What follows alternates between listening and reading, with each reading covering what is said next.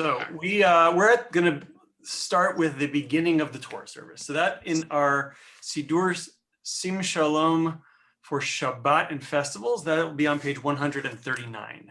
139. And what we've looked at up until now is really the origins of the Torah service. And we started really before there was a service, and we had Torah study taking place in synagogues, but not in a liturgical setting necessarily. It was more about public learning. And then we saw it gradually became ritualized.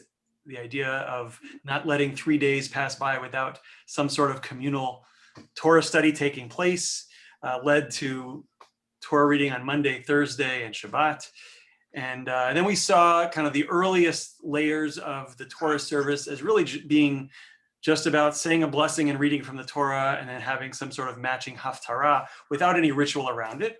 And then we saw in Masechet Sofrim from the 8th century, we saw really the first written down Torah service, which had lots of pomp and circumstance and had descriptions both of the choreography of what happened, what the leader was doing, what the congregation was doing, kind of call and repeats, and as well as the prayers that were used to really to introduce the Torah reading.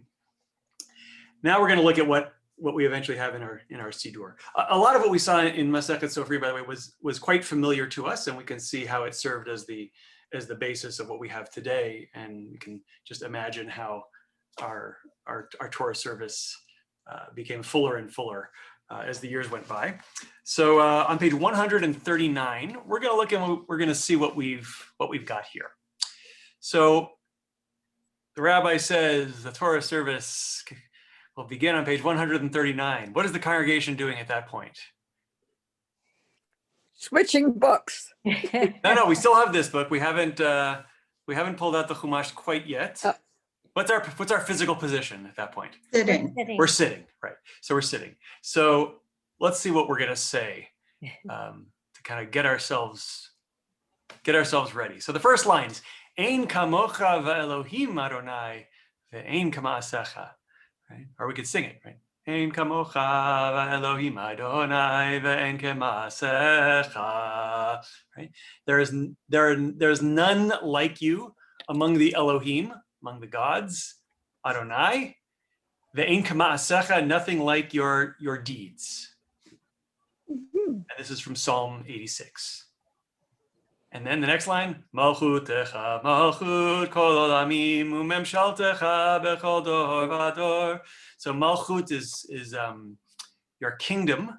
So your kingdom is an everlasting kingdom. Umemshaltecha, memshala is your governance, so your rule, your reign here. Bechol dor vador is in every generation. Does this line sound familiar from anything else? Yeah, we always say See this line in another prayer as well. Psalm 145. I'll give you a hint. Is that in the Kedusha? Malchutcha malchut kol olamim umemshaltecha bechol dor vador. Ashrei, right? So this is Ashrei. This is the mem line. This really is the center of the prayer, and by being placed in the center, we might even say that this captures the overall theme of Ashrei, which is that God alone rules over everything, and it's time, and God's reign is timeless. Next line, Adonai Melech, Adonai Malach, Adonai Yimloch Le'olam Va'ed, and we saw this in in Masechet Sofrim, and we talked about how each of these three phrases, Melech is king, Malach is was king, Yimloch will be king, Le'olam Va'ed, forever and ever. That these are taken actually from three different passages in the Bible and stitched together. We didn't have a nice convenient verse that expressed the past, present, and future of God's reign, so we can stitch them together and make a Franken verse. And then Adonai oz le'amo yiten, Adonai yivarech et amo v'shalom. So again from Psalms. So oz is strength, May Adonai give strength to his people. May Adonai bless his people with peace. Mhm. Okay, so now this is really the first reference to any sort of specific focus on Israel. The first three verses were more universal, and now we're asking for special blessings for the Jewish people. And then Av harachamim heitiva virtzoncha et Zion. I won't do all the repeats. Tivnei chomot Yerushalayim. Right. So Av harachamim is not a quote from anything, but heitiva virtzoncha et Zion tivnei chomot Yerushalayim is. It's from Psalm 51. So Av harachamim, source of mercy, really father of mercy. Heitiva, this is the verb of tov. So heitiva is bring goodness. Birtzoncha is like through your will to Zion, right? So here, let your goodness be a blessing to Zion, something like that. Tivnei chomot Yerushalayim, may the, let Jerusalem really build the walls of Jerusalem. Okay, and then, so again, we have something that is more Israel specific. And then, whoops, sorry.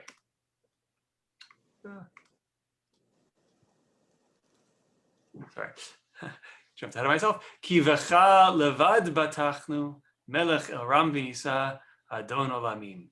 For in you alone do we trust. Melech el ram v'nisa. We've got Melech is king, El is God, Ram v'nisa is like high and exalted. Adon olamim, ruler of the worlds, all worlds, or maybe more accurately, ruler of eternity. All right. So now this last verse is not biblical, right? So this is someone composed this verse. Certainly, it feels like it's in a biblical style. Looking at this kind of collection of verses and pious sentences, what are the overall themes? What's the feeling that we get?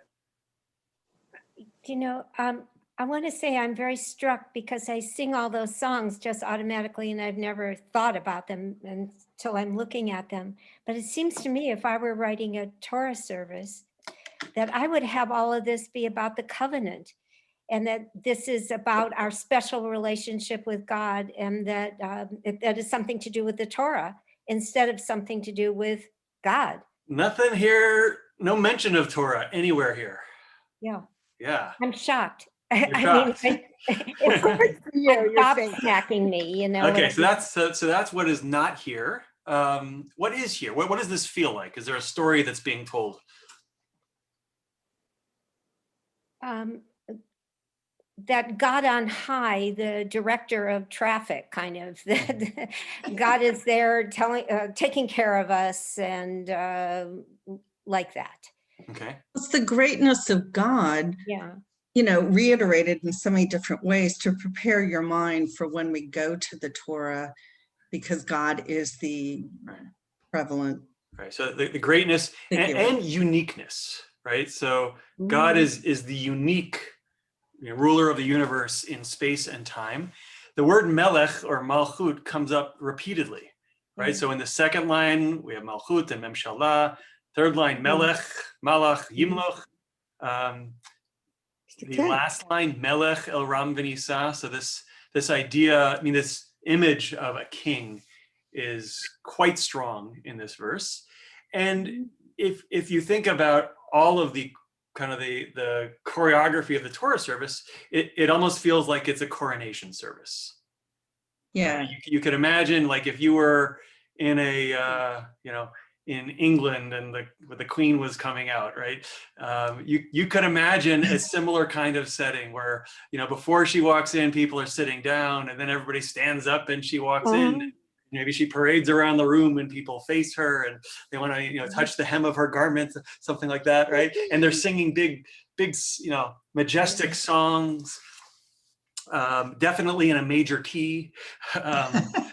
So, and all of that is true of this service. So, but we have both the language, the music, and the choreography, all kind of reiterating this majesty. Mhm. I'm also, in Kamocha, that was surprising me too. Why would we start the most important central thing, I think, of a service by being polytheistic or admitting to polytheism? Why? I mean, if that's there, it's in the Psalms, but we don't have to underscore it. We can let it go by the by. Yeah. What is it? I saw a translation. Sim Shalom glosses over this thing about the polytheistic mention. I'm curious about that as well. Yeah, so Sim Shalom says, none compared to you, Adonai, and nothing, right, none. So that's really glossing over. I'm looking at Koran here. It says, there is none like you among the heavenly powers. Well, that's saying that there are other All heavenly right. powers. So we're not translating Elohim as gods, but divine beings or something like that. I saw another translation of something like, there's none like you among the gods worshipped by others. Oh. Hmm. Yeah, and Or I mean, something. I get it, but why here? Why now? Why here? Why? Yeah, why do we use this particular? Well, I mean, this is not unusual. Think about Micha Mocha Ba'ilim Adonai Mi Kamocha Nadar Bakol, right? So we this has already been in our service. But that came from the Torah. This is And that was in the Torah, but this is from Psalms. So, look, when you're living in a polytheistic world, you can't, as certainly the era of the Psalms were, you can't ignore the fact that there's lots of beliefs in these other deities running around there. So yeah. But once the ark is open and once the Torah is seen, then it says that, yeah, you so know, now we're going to move on to what comes next. This is all prelude, right? The king is coming. The king is coming. I think it's pretty logical before we open the Aron to say all these praises, because what we say is just praises. right. Yeah. So, okay. So let's look. So now we're in the middle of page 139. Vayihi bin Soah ha'aron, and this, of course, is when everybody stands up. The ark is opened, so you might expect some sort of transition to take place.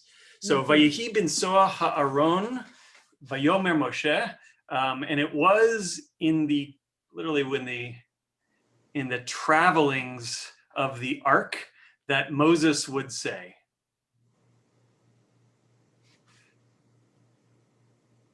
Kuma Adonai v'yafutzu oivecha v'yanusu misanecha mipanecha.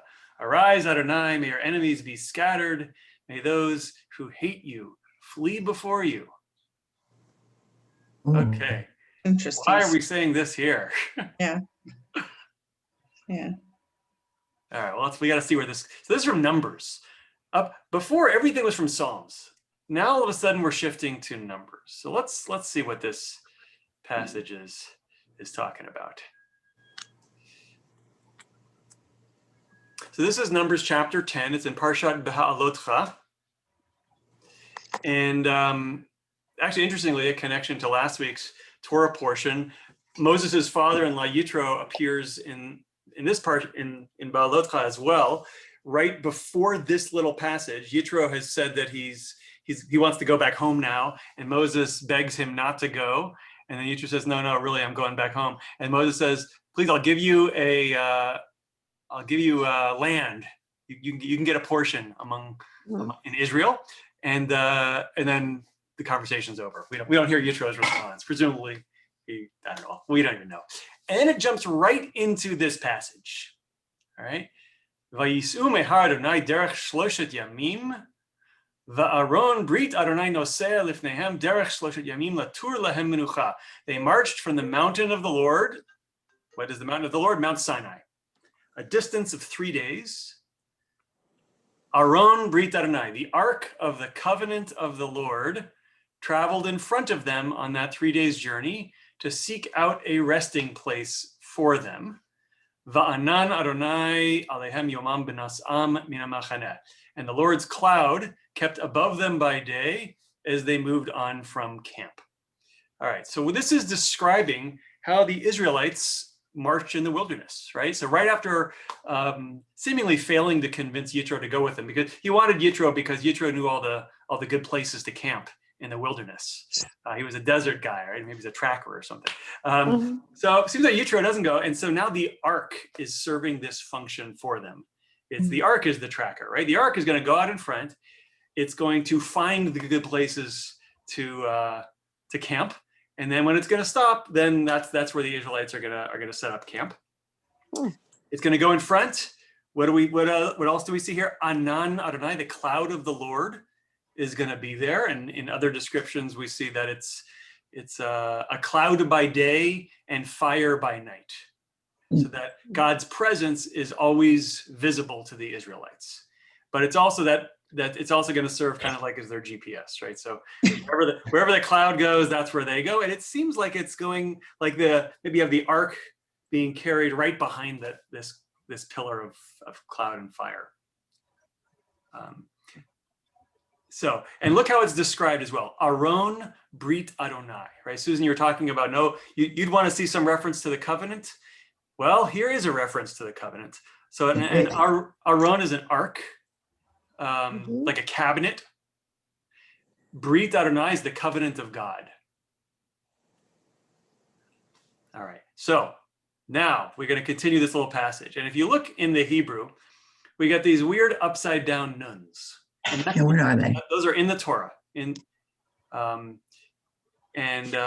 rabbis actually say that this space in between the two nuns constitutes an entire book of the Torah in and of itself. Oh, But in fact, it's not 5 books of Moses, it's 7 books of Moses. right. Huh. I forgot. But for what it's worth. So what do we get in between these upside down nuns? Vayehi binso ha'aron vayomer Moshe kuma Adonai v'yafutzu oivecha v'yanusu misanecha mipanecha.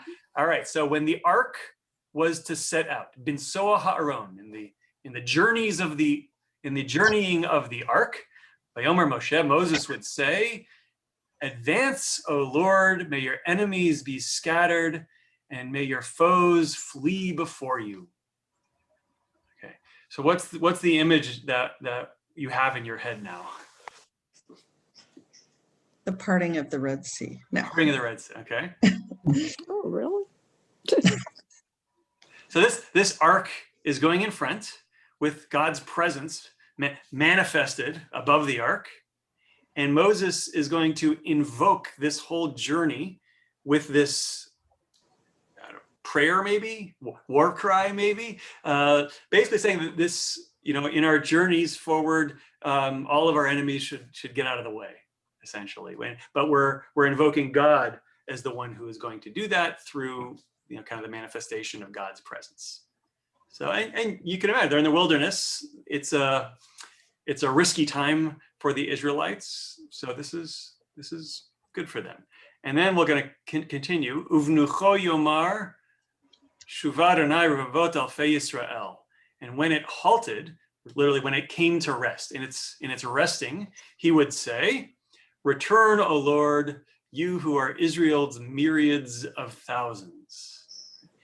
This line, by the way, comes at the end of the Torah service, right? So when in the passage right before Eitz Chaim Hi, this introduces that passage. So typically the leader would say, Uvnucho Yomar, let me do the next 3 lines silently, but that Uvnucho Yomar is from this verse, and then in the silent part, we say, Shuv Adonai Revot Alfei Yisrael.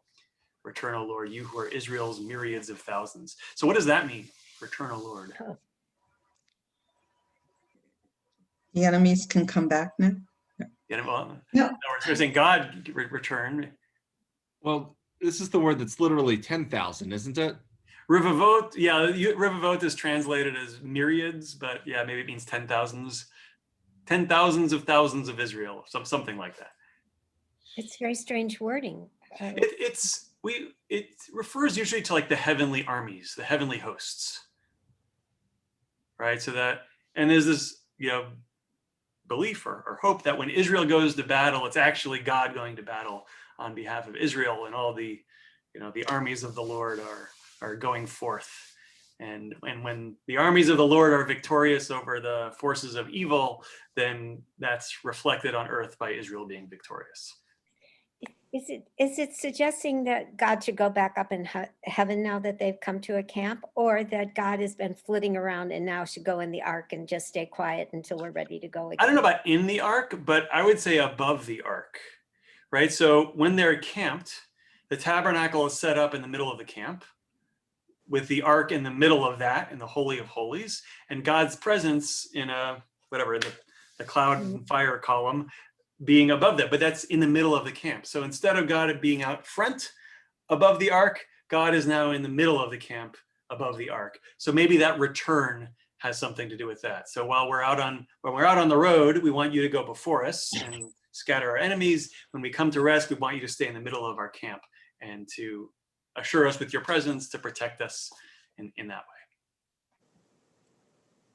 So, but that's in its context, right? So we can see the religious, the symbolic religious power of the ark, reflected in this passage. Certainly nothing to do with Torah in here. I mean, what was inside the ark? 10 Commandments. 10 Commandments. Here we Berit Adonai, the covenant, right? So they also put the first set of commandments that got broken. They put a sample of manna in there. All right, so that's we have this passage. Now, just to remind ourselves of what this all looked like.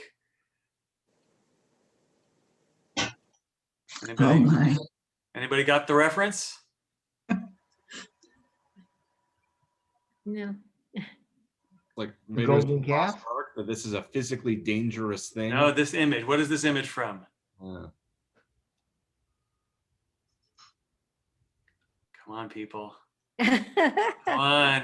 I don't know. I see the Jewish laser somewhere over Oh, there. yeah, definitely. That could be David and Goliath. Or No, that's this is from Jesus. Indiana Jones. Oh, Lost Ark. Oh my. So there's the scene towards the beginning of the movie when the guys from, I don't know, the I don't remember that at government all. come by, the G-men come by to Indiana Jones, and they're asking him, because they got word that the Nazis are digging for it in the wilderness for something, the Ark of the Covenant. They don't know what this is. And so Indiana Jones pulls out a Bible and he opens it up, and he opens to this page to describe what the Ark was and why the Nazis might want it.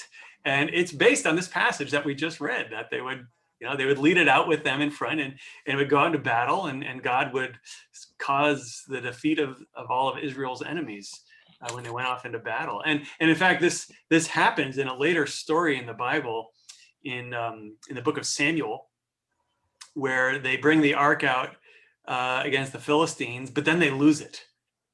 And it gets captured by the Philistines. Right. And the Philistines go and they bring it into the temple of Dagon, which is, I don't know, this dragon god or something. And apparently the ark doesn't like to be in the temple of Dagon, and so it starts falling over and it breaks up into pieces. And then everybody gets hemorrhoids. I'm not making any of this up. And then the Philistines are like, we don't want it, you take it back. And they bring it back and they give it back, because Well, it was all broken up. How they?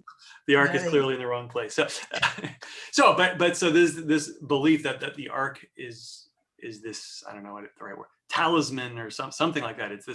It manifests divine energy and divine power, and would be brought out into battle. Wow. So it was made out of stone? The ark. So the ark is made out of wood, It plated is. in gold, all inside and out, with then a big heavy golden lid on top. I didn't bring any pictures from Steven Spielberg of the ark itself, but he does a pretty good job of I don't remember that at all. of following what the Torah says about the ark. So how about pre-Steven Spielberg? What was the ark made out of? No, because the Torah describes it in quite a lot of detail. Parshat Truma, which is coming up in a couple of weeks, gives dimensions for the ark. It talks about materials. It talks about the poles that are used and inserted in the side, and these rings on the sides of the ark, that so that they could carry it without actually touching it. And there were these kruvim, these cherub angels images that were put on top of the ark. You can actually see that here, like right on top of the ark, these two little images. So those are the kruvim, which have their wings folded over and are facing each other on top of the ark.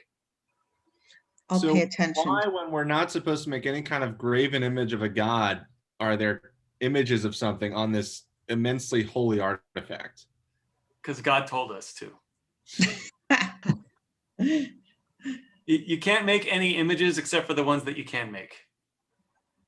That's pretty much how it works, right? You can't have any sorcery or necromancy or magic except for the stuff that you can do. Right, like you'd think that the Sotah would fall under that, but it doesn't because we're specifically told about it. Sotah is more like a magic spell. I'm thinking more like the Urim and the Tumim and the Ephod. Yeah. Right? These kind of divination tools that are used, and those are sanctioned, right? Those are part of the cult. They're part of the worship of God, but calling up the spirits of the dead is not part of it, right? So, except now, like it's customary in some Jewish communities to go to the graves of pious rabbis of old and to pray there and ask for intercession, right? So, like, how is that different than calling up the spirit of Samuel from Sheol for consult? Okay, all right. So this is what it looks like in the Bible. So now let's go back to our verses. So when we open up the ark, right? So we also call that cabinet in front of the sanctuary, we call it the Aron, or really the Aron HaKodesh, the Holy Ark, using the same term that is used to describe what the Israelites carried with them in the wilderness. The difference is that the Israelites were carrying something that contained within it the stone Brit Adonai, the covenant between Israel and God. And what do we put in our ark? The Torah, right? But the Torah is also the covenant, right? So there's a certain, I don't know, like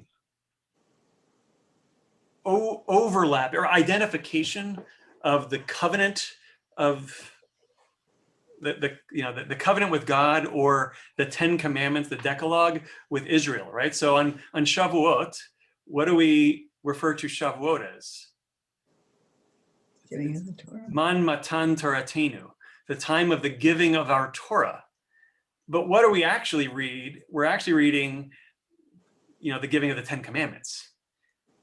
But it's almost the terms are almost interchangeable, right? The 10 commandments perhaps contains within it a summation of all of Torah.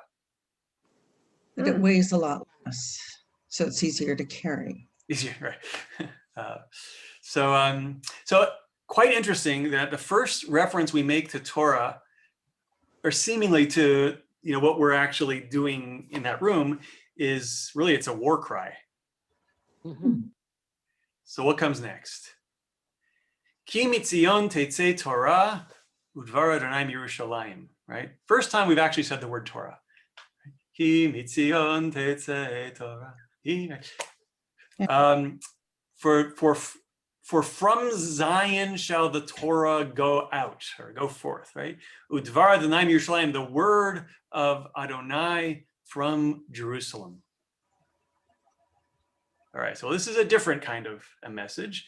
Now, as you can see, this is from Isaiah chapter 2 and Micah chapter 4. How can it be from two places at the same time? Well, that's because Isaiah 2 and Micah 4 are nearly identical, right? They say the same thing, just a couple of minor variations. So let's look at that. Oh, and then after that, we get Baruch Shenatan Torah le'amo Yisrael b'kedushato. Blessed is the one who gave Torah to his people Israel in holiness, in his holiness. All right, and with this final verse, we kind of bring it all together. The first part, we were praising God in lots of different ways. Then we start talking about the Ark and the Torah, and now we bring it together by saying God gave the Torah to Israel in holiness. And of course, we know that the Torah represents the covenant of God. So we brought Israel, God, and Torah together in this final verse. And this final verse is actually not a verse. This is non-biblical, just like the last line of the previous section was not biblical. This also kind of brings everything together. But we're going to look at this passage from Isaiah, Micah. It's almost like it's tempering the war cry and saying, well, no, the Torah, the teaching, the good stuff's going to come from. That's what's going to come out, right? So let's actually see. So we got Isaiah chapter 2, verses 1 to 4. So it begins. We're looking at the Isaiah version. The Micah version is almost identical. Hadavar asher chaza Yeshayahu ben Amos al Yehuda v'Yerushalayim. So the word that Isaiah, son of Amos, prophesied concerning Judah and Jerusalem. All right, so here's the prophecy. V'haya b'acharit hayamim nachon yeh har beit Adonai berosh harim v'nisa migvaot v'naharu elav kol hagoyim. In the days to come, the mount of the Lord's house shall stand firm above the mountains and tower above the hills, and all the nations shall gaze on it with joy. Right? V'alchu amim rabim v'amru lechu v'na'aleh el har Adonai el beit Elohei Yaakov v'yorenu midrachav v'nelcha be'orchaotav. I'll stop there for a second. And the many peoples shall go and say, come, let us go up to the mount of the Lord, to the house of the God of Jacob, that he may instruct us in his ways, and that we may walk in his paths. And then our verse, Ki mitzion teitzei Torah udvar Adonai Yerushalayim. For Torah shall go forth from Zion, the word of the Lord from Jerusalem. But it doesn't end there. V'shafat ben hagoyim v'hochiach la'amim rabim v'chitetu charvotam le'itim v'chaniotehem lemazmerot lo yisa goy el goy cherev v'lo yilmadu od milchama. That might sound a little familiar. Thus he will judge among the nations and arbitrate for the many peoples, and they shall beat their swords into plowshares and their spears into pruning hooks. Nation shall not take up sword against nation. They shall never again know war. Right? So this is the prophecy from Isaiah and from Micah. So what's this prophecy about? When they say go up to the mount of the Lord, what are they talking about? Are they talking about like we go up to the Torah now? I don't understand that. Yeah, what is the mountain of the Lord? The Mount of the Lord is Zion. Mount Mount Sinai. Zion, right? Where's Mount Zion? Jerusalem. Jerusalem, right? So they're one and the same. Same. Yeah, so they're going up to the temple in Jerusalem. And what are they doing there? Allowing themselves to be arbitrated, presumably. Okay, they're allowing themselves- Now they're beating their swords into plowshares. But So this is a messianic vision, yeah. all right? And When is we it talk written? about all the various peoples of the world are going to acknowledge God, right? So they're going to maybe leave their own little, foolishness of gods behind. They're going to all make pilgrimage to Jerusalem, to the temple, acknowledging one God, and they're going to be open to God's instructions. And then right in the middle of this entire prophecy is this Ki mitzion teitzei Torah line, right? For from Zion, right? Zion is the Temple Mount.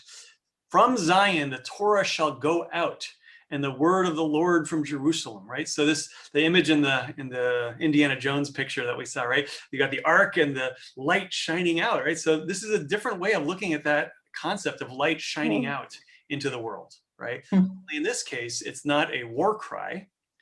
It's, first of all, there's a final judgment, but there's also going to be the end of war, right? The instruments of war are now going to be beaten into instruments of food. Oh, yeah. Right? When So did Isaiah write this? when? So which? Well, This after the it destruction sounds of the like temple? first Isaiah, first Yeah. temple. And that's just after the destruction, or is this just before? No, long before. Oh, okay. Do we have any idea who came first, Isaiah or Micah? Oh, I can't answer that. I'm sorry. At least off the top. I can't answer off the top of my head. I All can't. right. Well, regardless, it seems that plagiarism is an ancient idea. Yeah. All right. So again, what has our Siddur done? Plucked it out of context entirely, and then used it in our Torah service. And so what is so fascinating is that we have now juxtaposed two verses, one that's a war verse, that's really about the exclusivity of Israel, right? Israel has a unique, special covenant with God, and it's a militaristic covenant among other things, and we're going to carry this symbol of God's presence out into battle with us, right? And then we've got this universal type of message describing a day when all peoples of the world are going to be united in their worship of God and following God's instructions, and they're going to just get rid of all their weapons of war. Well, that hasn't happened yet. Not yet, but we indeed. pray for it, right? Yeah. So I guess a question we can always consider is to what extent did the framers of the Siddur, the person who put these together, want to keep in mind the context that these passages were taken from? The framer and also his audience. And and those who liked it and decided to stick with it, right? Exactly.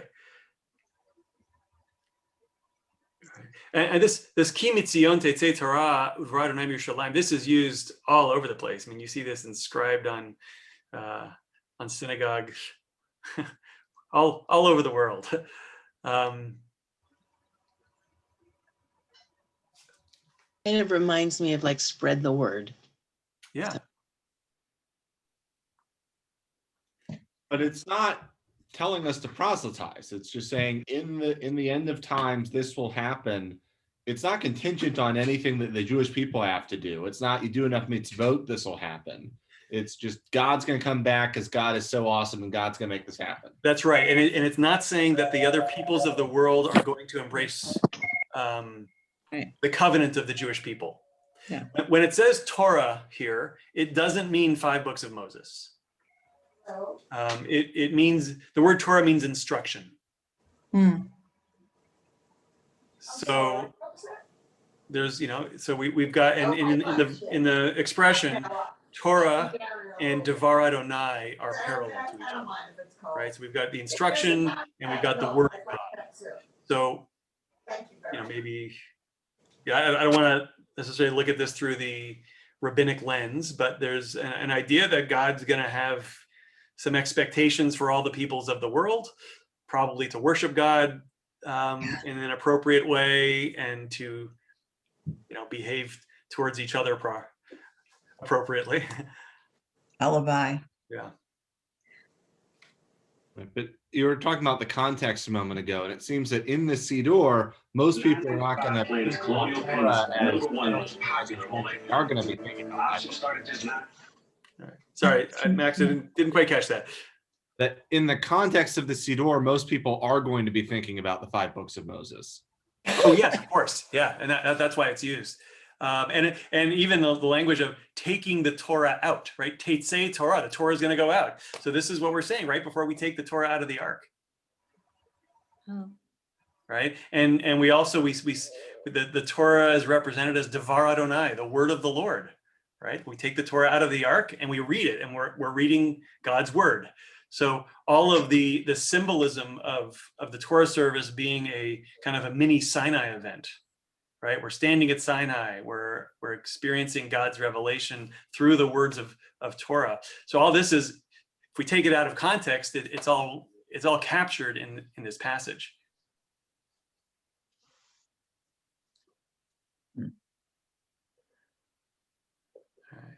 And by the way, just like coming back to the opening verse, the previous verse from Numbers, they took the ark out with them in the wilderness. So we're about to take the Torah out of the ark. And what are we going to do with it? Is we're going to march it around, right? And everybody's going to follow it, right? Just like the Israelites in the wilderness, until we eventually get to, the reading table where we're going to unroll it and read from it and experience the moment at Sinai. And then it's in the middle. The reading table? Yeah, in some synagogues it's central. Central, But yeah. in ours, it's not quite in the middle, it's still central. Oh, the Sephardic and the Ashkenazi. Yeah. And the scroll, the lectern. Excuse me one quick second.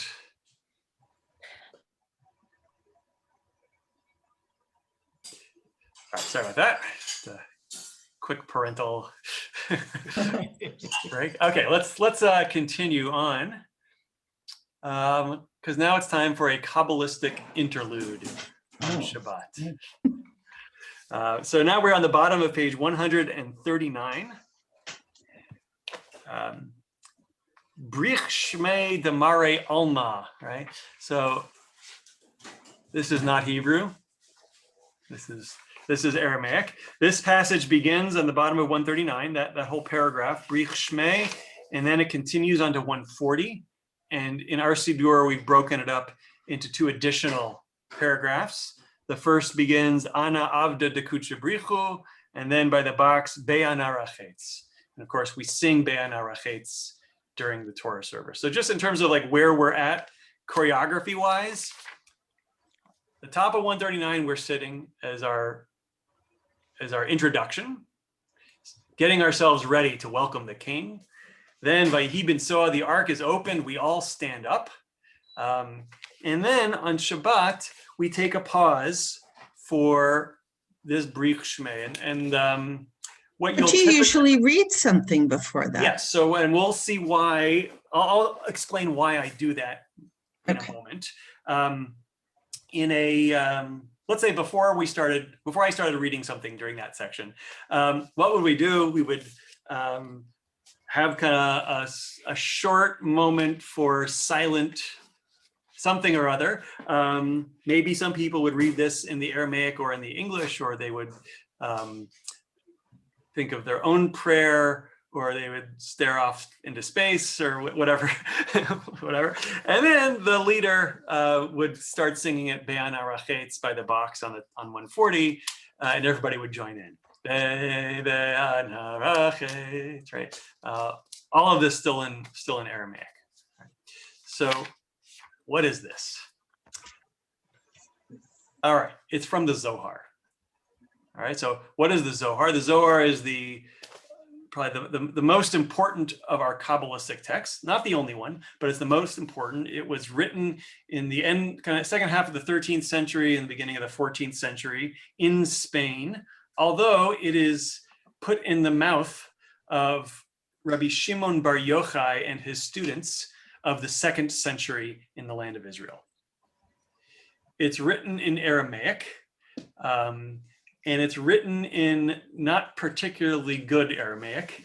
It's very vocabulary poor. So there's about 2,000 words that appear in the entire Zohar, which means that words have to take on lots of different meanings, which can make it very challenging. It's a highly symbolic text. It's Kabbalistic. It was originally written as a bunch of separate entities. It was really more of a genre of literature that was sent out as pamphlets. It was super popular. It was sent all around the Mediterranean, copied over, and then eventually, a few hundred years later, it was compiled into a single work that's typically presented as a 3-volume work. So there's 3 volumes of the Zohar, and it was organized in basically in order of the Parshiot. So it's kind of presented as almost like a midrash type commentary on the Torah. So this is in volume 2 of the Zohar, page 206a, and it's connected to Parashat Vayakhel, which we'll be reading in a month or so. Parashat Vayakhel is Vayakhel Pekudei. So this is the end of the book of Exodus, the second from the last Parsha in Exodus, and this is while the Israelites are building the tabernacle. So what does it say? So we get this. I'll read the Aramaic. Amar Rabbi Shimon, that part's Hebrew. Kad mafkin sefer Torah betzibura lemikre be mitpatchan tar'ei shemaya darachamin umeorerin et ha'ava la'ela vive'ele levarnash lememar hachi. So Rabbi Shimon said, when the Torah scroll is taken out in public, you might have recognized tzibura, like tzibur, like the shaliach. Tzibur is public. Lemikre be, to read from it. Mitpatchan, so it's like poteach, open up. So the gates of heaven are opened up, derachamin, in mercy. Umeorerin et ha'ava la'ela, and love is aroused from on high. And a person should say the following. All right, so this is Rabbi Shimon saying when we take out the Torah to read it, a person should say this. So what comes next? I didn't bring all the Hebrew, but it's basically Brich Shmei Demari Alma. It's what we have from the bottom of 139 to the top of 140. And so let's see the themes. And I know it's a little bit long, but let's see if we can pay attention and get impressions over what is being said here. Blessed is the name of the Master of the universe. Blessed is your crown and your place. May your friendship with your people Israel be forever, and your salvation that comes from your right hand be seen by your people in your sanctuary. Lead us to discover the goodness in your light and receive our prayers with mercy. May it be your will to prolong our lives in goodness, and may I too be counted among the righteous. And may you have mercy on me and watch over me, over all that is mine and is your people Israel's. You are the ruler of everything. You are ruler over kings, and kingship is truly only yours. And now we're on page 140. I am a servant of the Holy One. I bow in front of him and in front of his Torah's preciousness. I bow at all and every time. Not on a man I trust, nor on an angel.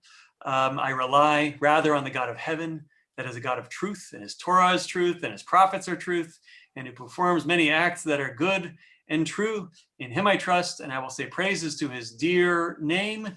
May it be your will to open my heart in your Torah and give me male children who will be servants of your will and fulfill the requests of my heart and the hearts of all your people Israel for good and for life and for peace.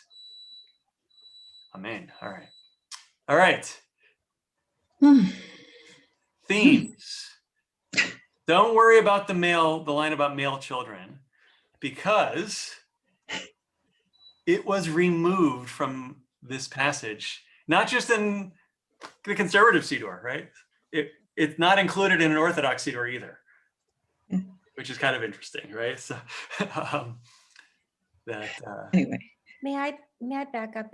It's Rabbi Shimon, the one in the cave, and then he came out. Yes, that's Shimon Bar Yochai, he's the one from the cave, yeah.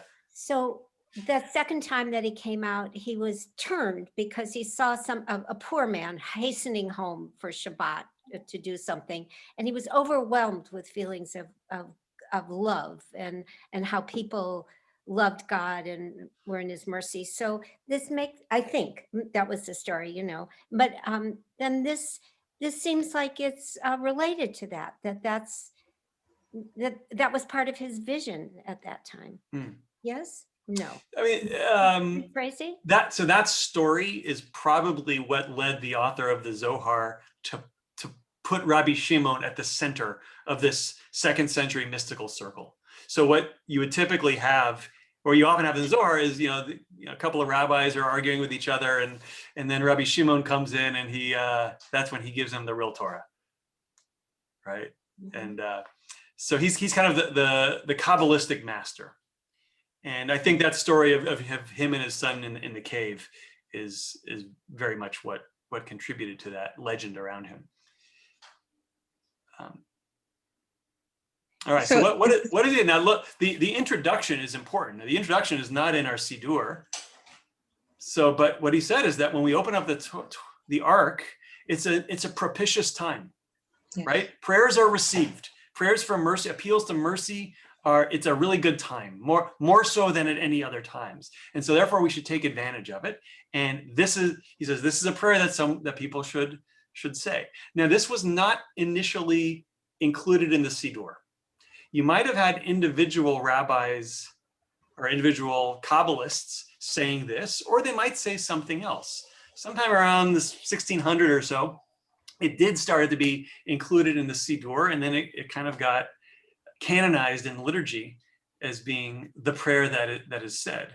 So what I did at Sinai was, I felt like kind of got bored saying the same thing every week. Like prayers kind of can lose their significance. And if what Rabbi Shimon said is that this is a particularly good time to awaken, God's merciful side, then maybe we should be mixing it up a little bit. Since this is a prayer that entered into the Torah service at such a, relatively speaking, late date. And so I started reading other prayers in English, short prayers, one or two sentences in place. And I was relying a lot on a book of prayers by Rabbi Nachman of Bratslav that I had. And and sometimes I would try and tie it thematically into something I was thinking about. Sometimes I would just open up and to a random page, and whatever spoke to me. So and then we would and then after that we would sing Be'an Arachetz. But really not doing that, trying to kind of take Rabbi Shimon's initial teaching to heart and making that meaningful. But this prayer, the original, is kind of goes back and forth between the collective and the individual, right? So I'm praying on behalf of everybody, but I'm also praying on behalf of myself. I like the line, may your friendship with your people, Israel, be forever, because friendship, you think more parallel on the same level versus godly. Let's see, where is that one? Oh, right in the first line at the end. Okay. All right, so yeah, Yehei Ru'utach im Amach Yisrael la'alam. Like a re'ut is like friendship. Yeah. Right. I mean, inside of my wedding ring, Dan and I have carved Ze Dodi v'Ze Re'i. This is my beloved, this is my friend, from Song of Songs. Oh, that's lovely. Yeah, I mean, the Zohar has a very, the ideal of the Zohar is to cleave with God, to have this intimate, almost erotic bond with God. And I don't want to go down a Kabbalistic road right now, but you can see that intimacy expressed in this prayer as well. Yeah. So when I read this prayer, also there's a lot of blessing of God, and also a lot of kind of feel-good expressions, prolonged goodness. Mm-hmm. It's a very positive feeling. Mm-hmm. Yeah, a lot of this sounds familiar, right? It sounds like the kinds of things that we see in other prayers as well.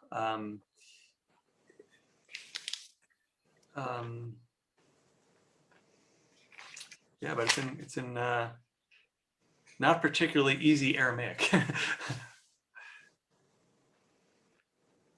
Lo al bar Elohim, not on a son of God. That's Yeah. Okay. So okay. Yeah. That is an attack expression. All right. We can go to the next page.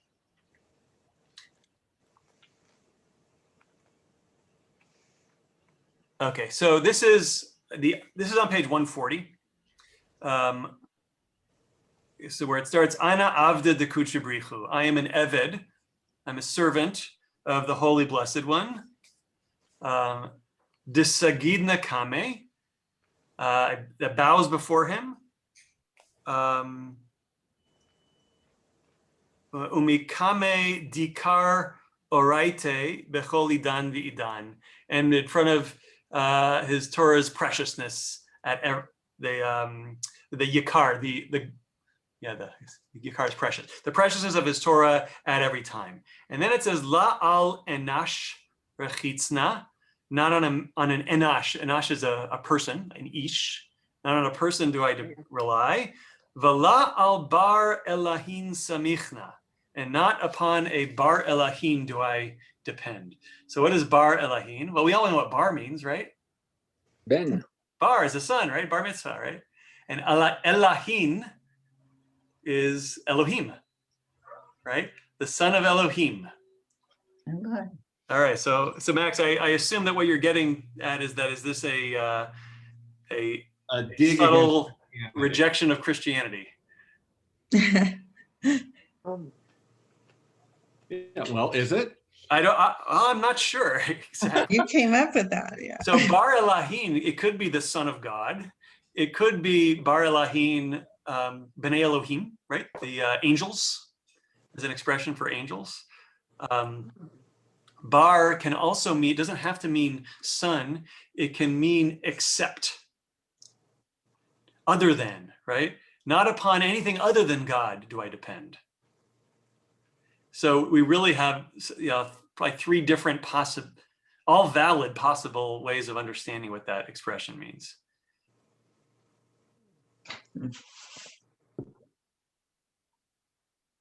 Why didn't they just write it in Ladino or something? Why did they write it in?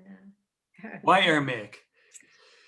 I mean, it's modern. I mean, All right, so you're in the 13th century in Spain.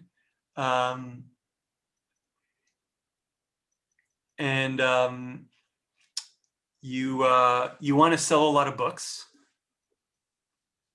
All right, so the first thing you're going to do is you're not going to write under your own name.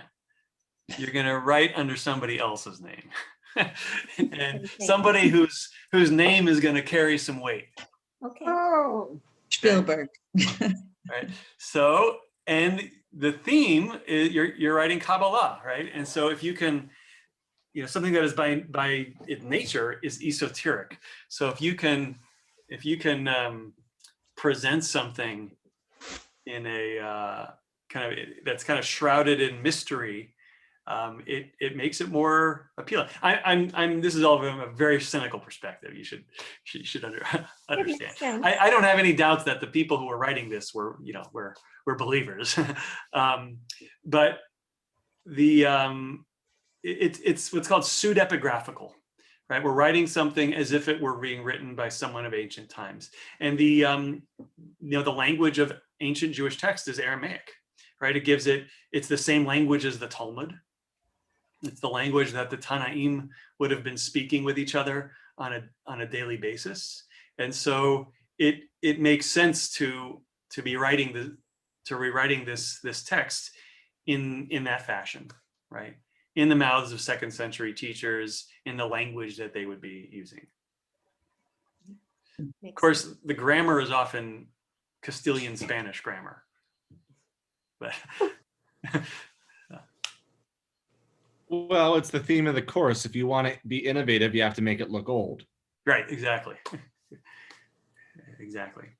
But this was obviously incredibly popular.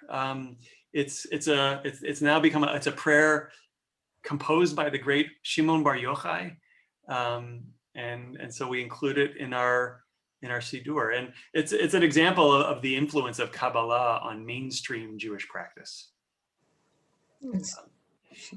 I'm curious, Mike, do you have Mishkan Tefillah open there with you? Yes, I do. And no, this isn't there.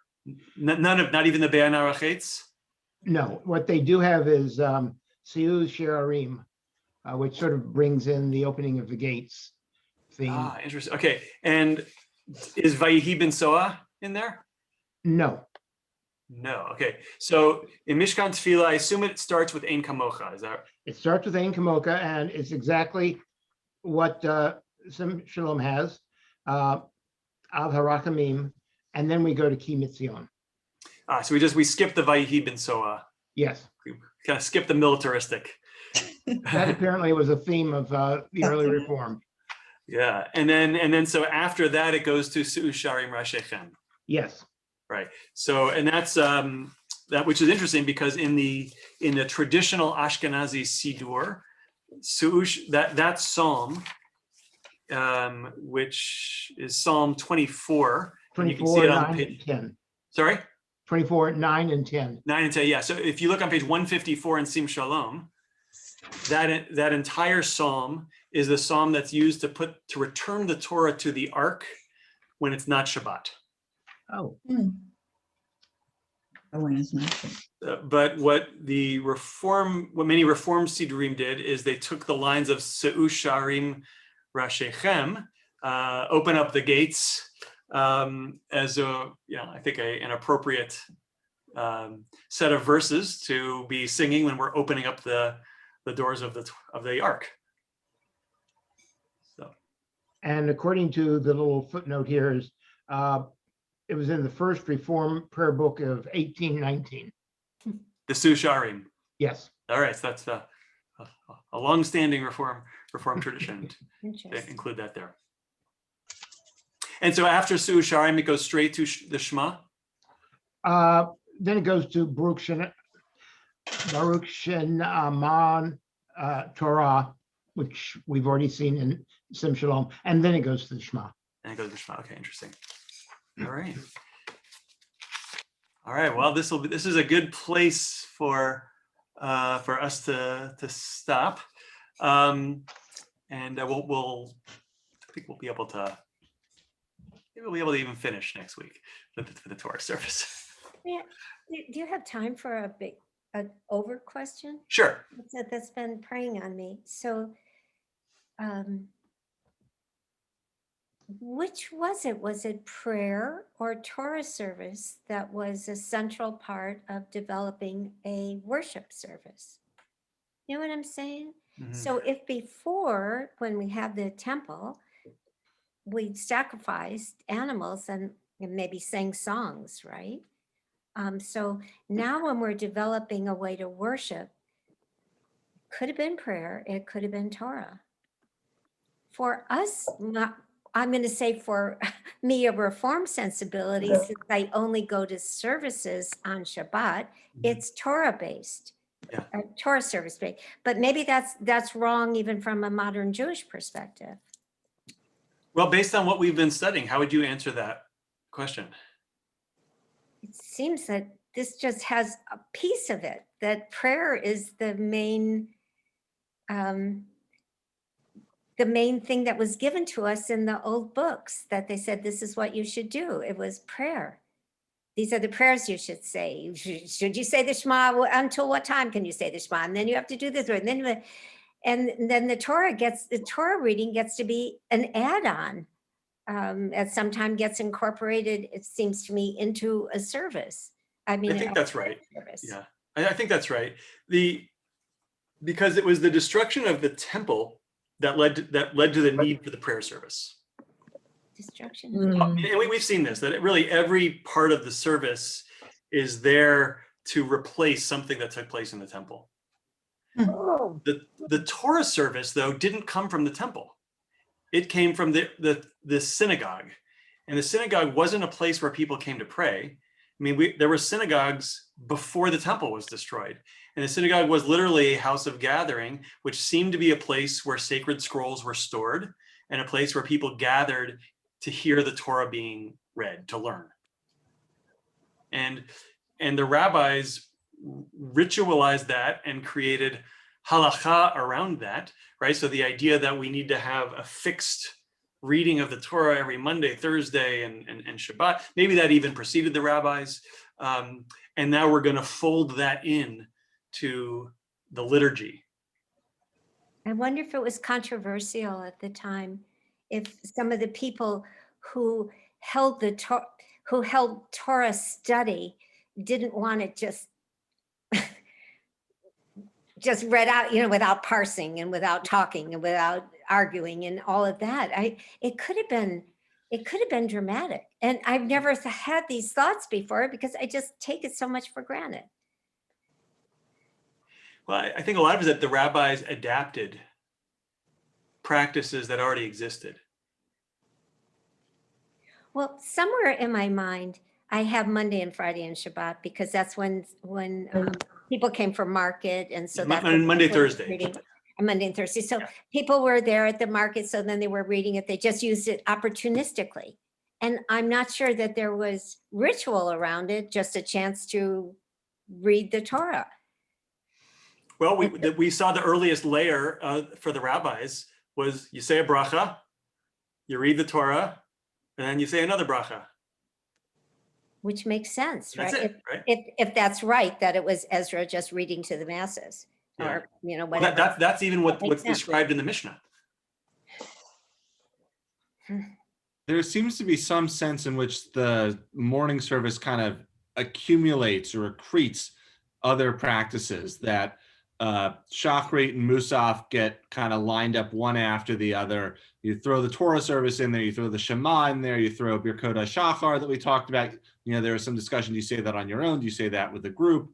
And that the driving force is to put everything into one service, one kind of gathering continuously with a group. Yeah, so that's actually an interesting point, is that it forces a community to come together.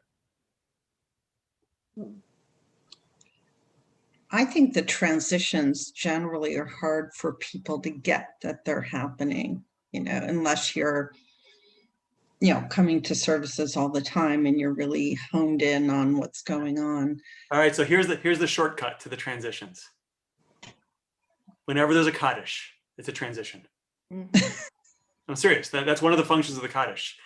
There's a Kaddish right before the Torah service. Okay. There's a Kaddish on Shabbat between the Torah reading and Maftir. And then there's another Kaddish between the Torah reading, the end of the Torah service, and Musaf. Right? So the Kaddish actually signifies we're done with this part of the service. Oh, How And many not only people know that? It also, exactly. musically, it also serves to introduce the melody of the service that's coming up. In many cases, it does that melodically. Okay. So it's serving. Now I think that for people who don't know that, people who haven't been studying together like we have every week, you're right. I think it just all blends together. And so probably for a lot of people, when they talk about Shabbat, they're thinking about the Torah service. Right? Yeah. So I think, Susan, your experience is pretty common. well, and it's because, and I don't know when this came from. I'm going to say like the drash and the sermon and everything else that I came to hear is wrapped around the Torah service, and maybe that's a modern innovation too. Look, when do most people show up for shul? Right. Before So Sinai, lunch. we start at 9 Reading the o'clock. Torah. Right. Yeah. Yeah. 10. Hopefully we've got a minion by 10:30, but by 11, by 9:30, by 10, when we get to the Torah service, then we're like, we got a good sizable amount by then. Yeah. So in terms of the experience that most people have, the most number of people, what they experience is the Torah service. Yeah. The first time I ever went to Sinai was for Izzy Ullman's bat mitzvah, and the invitation I got said 9 o'clock. So I remember driving into the parking lot and said, oh God, I think we're at the wrong place, Natasha. There's nobody here. And she said, well, let's go inside first, because I was a Reformed Jew before that, and so we went inside, and there was Vicky, and there's